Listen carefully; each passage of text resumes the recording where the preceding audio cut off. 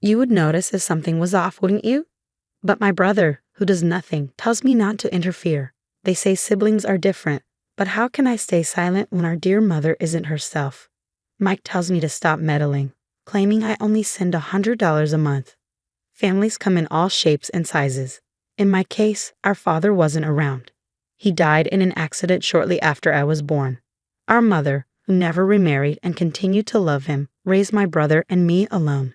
Despite facing countless hardships, she always greeted us with a smile. Now, as an adult, I want to repay her kindness. My name is Lisa.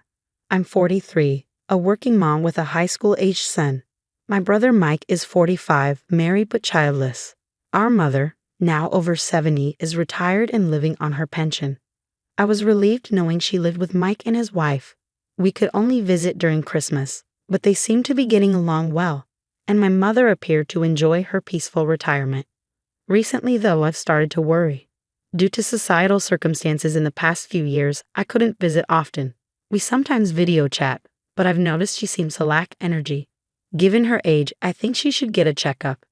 But she's not keen on the idea, so I decided to call Mike. Hi Mike, it's been a while. I wanted to talk about Mom. I'm busy right now. Let's talk later, he replied and hung up. I tried again over the weekend. Hey Mike, do you have time to talk?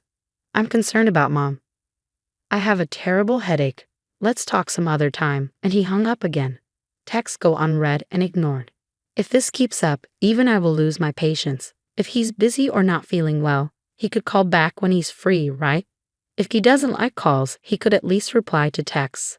I can't be too demanding since they are the ones taking care of Mom. I can't be there myself, but at least I send money, $2,000 every month from my salary to Mom. I've never told Mike about this, though I can't imagine he doesn't know. One day, while pondering over these thoughts, I got a phone call. It was from my sister-in-law, Brenda. This was unusual. Brenda, Mike's wife, is a full-time homemaker, and we rarely contact each other.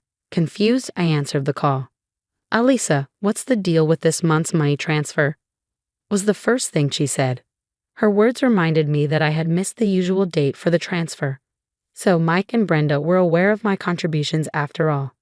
I wondered if Brenda was the one managing it. I'm sorry, I've been so busy I completely forgot. I'll make sure to transfer it by this weekend. You can transfer money online these days. We're taking care of your mother, you know. Don't tell me you think this is a free volunteer gig. I don't think of it like that. I'm always grateful to you and Mike, Brenda. Really? Just because I'm a housewife, it's like you've pushed all the responsibility of taking care of your mother onto me. You two siblings are terrible. Her words were harsh, but I couldn't argue. It seems Mike really is busy. From Brenda's point of view, it's all complaints because she's left to handle everything at home. And I, being so far away, am neglecting my responsibilities toward our mother. If you're not going to do anything, at least make sure to pay your share. Make sure to transfer it by tomorrow. Got it? Yes, I understand. As the call ended abruptly, I let out a deep sigh. She's not wrong. Since I can't do anything else, the least I can do is ensure my payments are timely. The next day, I notified my work that I would be late and rushed to the bank for the transfer. A few days later, my mother called me. I picked up the phone, wondering if she had confirmed the deposit. Mom, what's up? Oh, Lisa, how are you doing? I'm sorry to bother you, but could I ask for a little more money just for this time? What? What my mother told me after that was astounding. As soon as I ended the call, I took action. After getting approval from my husband, I put in for paid leave at work. Once everything was in order, I boarded a plane. My destination was my childhood home in a far-off land. Mom, what happened to you?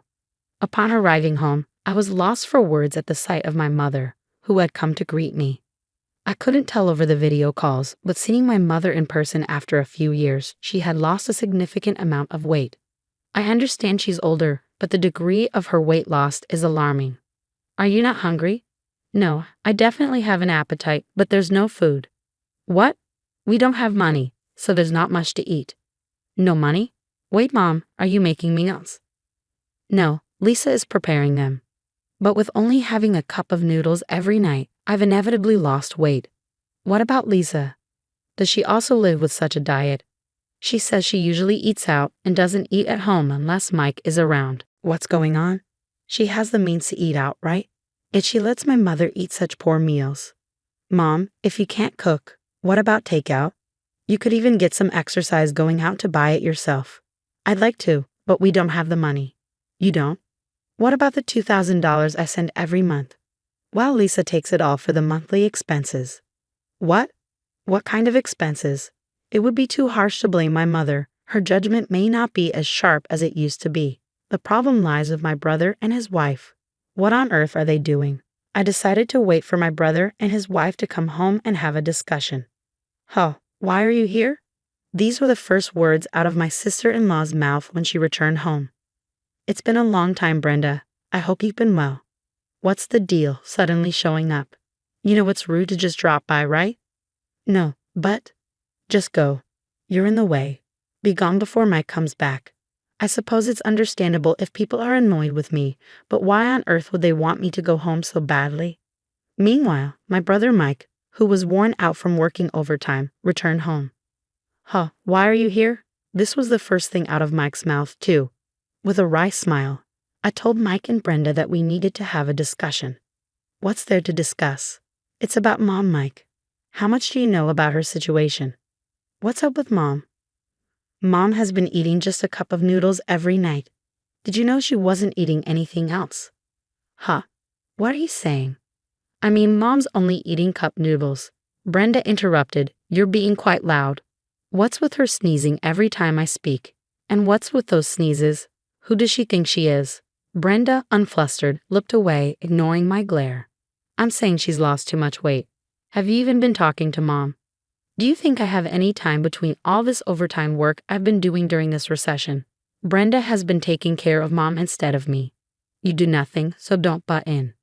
But I can't keep quiet under these circumstances. I may not be able to look after her, but I'm sending money, aren't I? What happened to that money? You call that money? Don't act so high and mighty over a mere $100.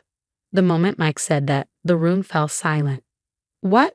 I let out a small, surprised sound. If it were true that I was only sending $100, Mike's words would be entirely justified. However, that's not the case. What are you talking about? I've been transferring $2,000 every month. What?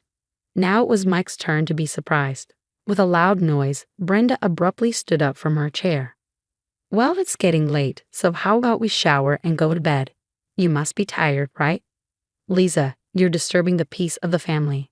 Go home. Go home? But Mike intervened. Hold on, Brenda. Where did you put Mom's bank book? I don't know. You did ask me to deposit money as soon as possible, didn't you? Don't spout nonsense. Lisa, Brenda, standing her ground against my mom and me, let out a small gasp when Mike called her name in a low voice. Mike is scary when he gets angry. That's a well-known fact in our house. But he only ever gets mad for good reason. He seemed genuinely angry now, having finally seen the situation for what it was. Where is Mom's bank book? Where is it? Wait, here it is. As Mike roared with anger, Brenda hurriedly brought out Mom's bank book. Seeing it, Mike was left speechless. Bam, she's been withdrawing $2,000 every month for years. Mike, you really didn't know? Yeah, Brenda told me she was only taking out $100 every month, and I believed her. What a mess. Such a misunderstanding. But the real problem is the person who caused this misunderstanding. Brenda, what did you do with the $1,900 from the money Lisa sends Mom after deducting the $100? It has just gone missing. What can you do about it? How does it just disappear? That's ridiculous. Well, it vanishes quickly if you gamble. There's nothing odd about that. What'd you just say? Gamble. Shake it off like you're cold and money will. What the heck are you saying? Lisa mentioned earlier that Mom only has a cup of noodles every day, so were you going to the casino during the day? Sometimes. How often is sometimes? I go to the casino from Monday to Friday and buy tickets online on weekends. That's every damn day. I'm astounded. No wonder the money we sent her disappears in a flash. In fact, she might have used up all the money Mike earned, excluding utilities and other necessary expenses. It turns out she didn't just squander Mike's earnings and my contributions, but even more. After summoning Brenda's parents, a unanimous decision was made to divorce. Excluding Brenda, Mike wanted a divorce. No, Brenda was crying out, but after being severely reprimanded by her parents, she finally quieted down. Mike agreed not to demand alimony but rather promised to return the exact amount that I had been funding to my mother. Of course, a lawyer was present and documents were created. Brenda's parents apologized and agreed to pay everything in a lump sum, including the alimony. According to Mike, Brenda returned home afterward and is living under the strict supervision of her parents. She is working from dawn to dusk to repay the money her parents paid up front. It seems her parents are in touch with Mike, saying they are teaching her discipline every day. Mike and Mom have started a life just for the two of them. My husband and I moved when our son started living alone for college to a location halfway between my parents' house and my husband's in Ohio. It was fortunate that both my husband and I were transferred to branches of our companies located there.